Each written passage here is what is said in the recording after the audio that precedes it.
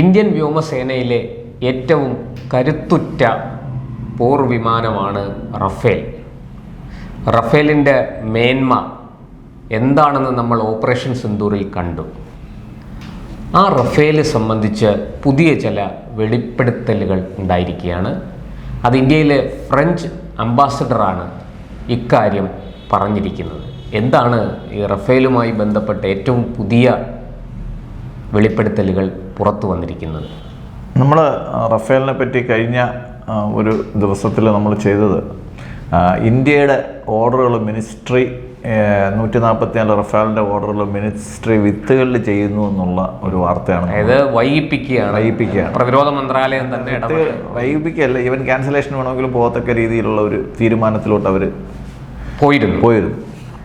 അപ്പോൾ അതിൽ അവർ പ്രധാനപ്പെട്ട ഒരു കണ്ടൻ്റായിട്ട് പറഞ്ഞിരുന്നത് ആത്മനിർഭർ ഭാരത് അനുസരിച്ചിട്ട് നമുക്ക് ഇനിയും പൈസ കൊടുത്ത സാധനങ്ങളെന്നും വാങ്ങിച്ചു കൊണ്ടേയിരിക്കുന്ന ഒരവസ്ഥയിൽ നിന്ന് മാറ്റാൻ ഒരവസരമാണ് ഇത് എന്നുള്ള രീതിയിലായിരുന്നു മിനിസ്ട്രി ഓഫ് ഡിഫൻസ് റഫാലിൻ്റെ ചെവിക്ക് പിടിച്ചതെന്നാണ് എനിക്ക് മനസ്സിലാവുന്നത്.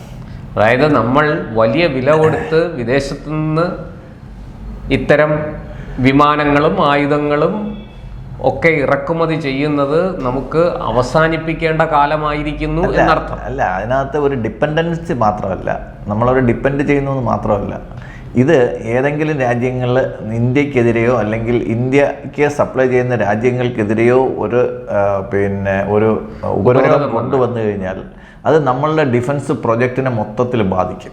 കാര്യം ഇപ്പോൾ നമ്മുടെ തേജസിന്റെ എഞ്ചിനൊക്കെ നമുക്ക് ഒരുപാട് ഡിലേ ആയിട്ടാണ് കിട്ടിയത്. 2009 ഒപ്പിട്ടതാണ്. അതെ, മൻമോഹൻ സിംഗിന്റെ കാലത്ത്. അതെ, അത് പക്ഷേ ഇപ്പോഴാണ് എഞ്ചിൻ കിട്ടുന്നത് 2025. ഈ ഡിലേസ് നമുക്ക് ഭയങ്കരമായിട്ടുള്ള ഒന്ന് കോസ്റ്റ് എസ്കലേറ്റ് ചെയ്യും, പിന്നെ രണ്ട് നമ്മുടെ പ്ലാൻസ് കംപ്ലീറ്റ് തകിടം മറിയും.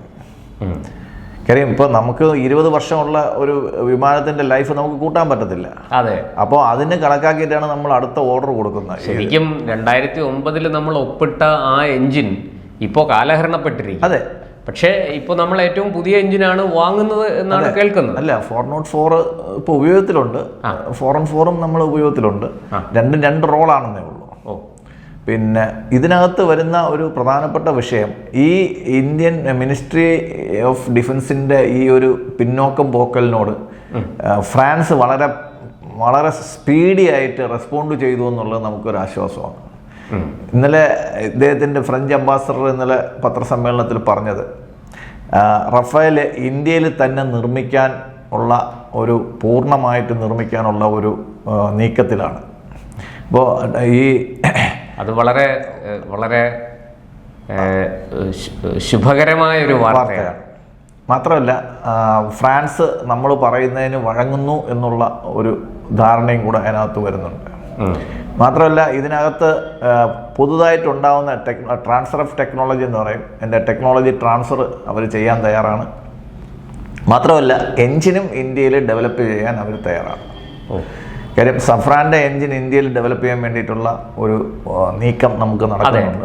ഇപ്പോൾ സ്വാതന്ത്ര്യം കിട്ടി ഇത്രയും വർഷത്തിന് ശേഷവും ലോകരാജ്യങ്ങളുടെ ഇടയിൽ വിമാന എൻജിനുകൾ ഉണ്ടാക്കുന്ന അപൂർവം ചില രാജ്യങ്ങളേ ഉള്ളൂ.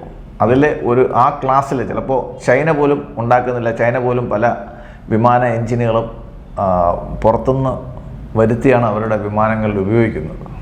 ഇപ്പോൾ ഇന്ത്യ സ്വന്തം ഇന്നലെ നമ്മൾ ചെയ്തിട്ടുണ്ടായിരുന്നു ഒരു പാസഞ്ചർ വിമാനം, സുഖോയുടെ പാസഞ്ചർ വിമാനത്തിന് ഏതാണ്ട് 100 പേര്, 80 മുതൽ 100 പേർക്ക് സഞ്ചരിക്കാൻ പറ്റുന്ന ഒരു വിമാനത്തെക്കുറിച്ച് കഴിഞ്ഞ ദിവസം നമ്മൾ തന്നെ ഇരുന്ന് ചർച്ച ചെയ്തു. അപ്പോൾ അതിൽ നമ്മൾ ഈ ഫൈറ്റർ ജെറ്റിനെക്കാളും വളരെ പാടാണ് ഈ പാസഞ്ചർ ജെറ്റ്.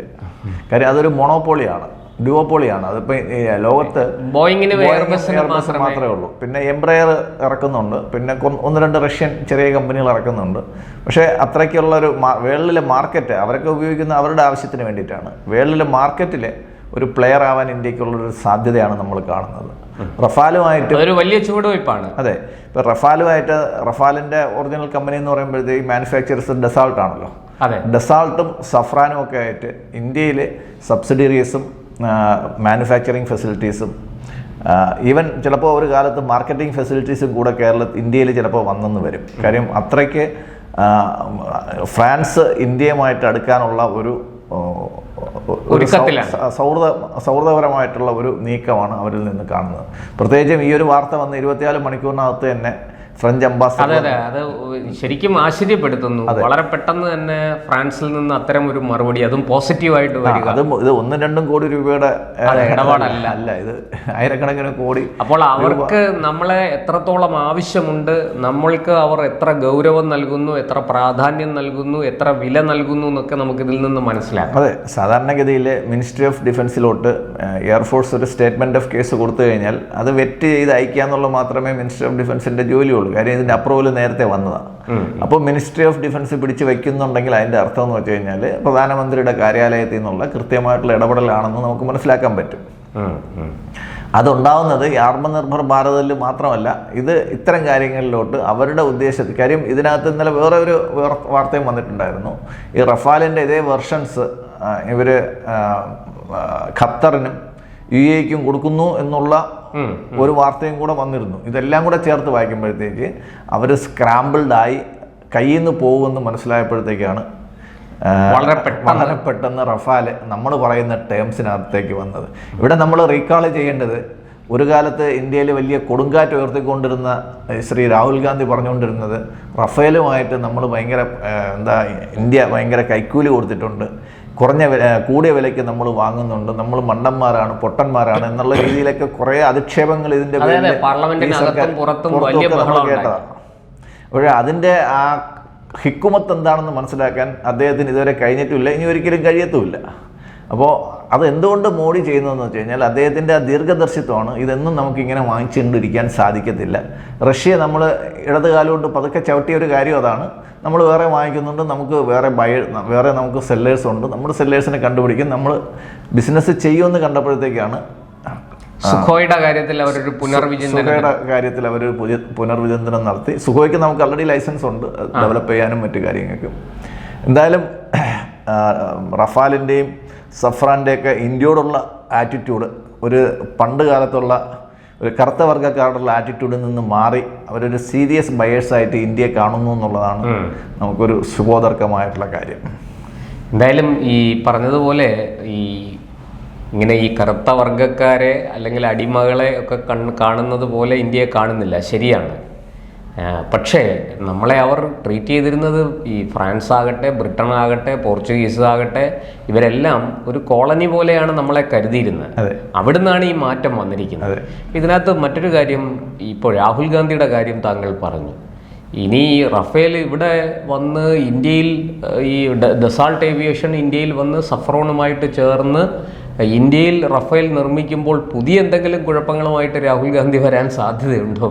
അങ്ങനെ അല്ല, തുടക്കത്തിൽ രാഹുൽ ഗാന്ധി പറഞ്ഞിരുന്ന കാര്യങ്ങൾക്ക് ഒരു പ്രതിപക്ഷ നേതാവെന്നും ഒരു ഗാന്ധി കുടുംബത്തിൽ അംഗമെന്നുള്ള രീതിയിൽ കൊടുത്തിരുന്ന ഒരു പ്രാധാന്യം ഇന്ന് അദ്ദേഹത്തിന് ആർക്കും കൊടുക്കുന്നില്ല.